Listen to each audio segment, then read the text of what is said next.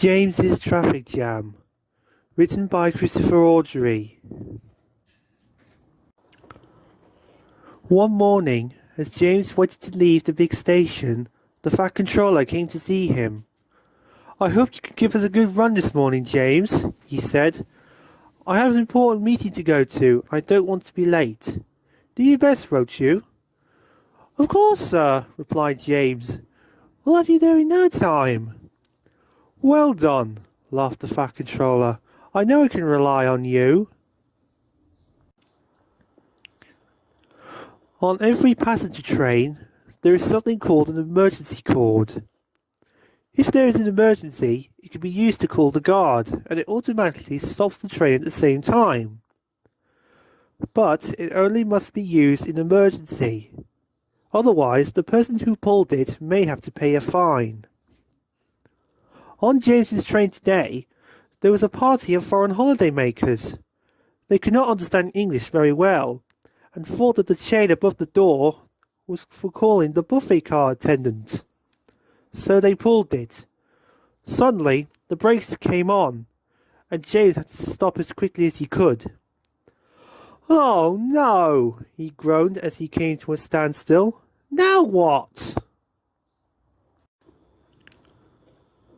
"Emergency, James," said his driver, looking back.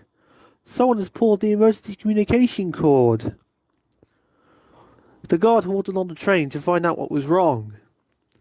The foreign visitors were pleased to see him, but the guard was not pleased when they asked him for 4 cups of coffee. The matter was soon cleared up, and the guard told James he could go. But when he tried to start, he found that he couldn't. The sudden action of the brakes had locked them solid, and James couldn't move an inch. What was worse, the train had stopped right across a level crossing, and by now there are long queues of cars on both sides waiting to get over the railway. James was overcome with embarrassment, but he couldn't do anything about it. The Fat Controller came, and the motorists all told him what a nuisance the railway was. "I'm sorry, sir," said James sadly. "Not your fault, James," he replied, "but I don't know how I'm going to reach my meeting." James didn't either. Then a flash of colour in the traffic queue caught his eye. "Isn't that Bertie waiting?" he said. "Maybe he could turn around and—" In a flash, James's fireman was running down the road.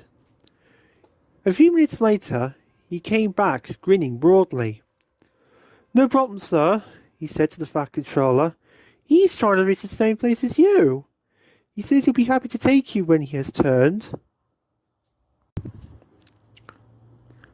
It was another hour before the fitter came to mend the brakes, and longer still before James could get his train moving. He was very sorry, and so were the foreign visitors, but they promised not to make the same mistake again. James felt certain they wouldn't.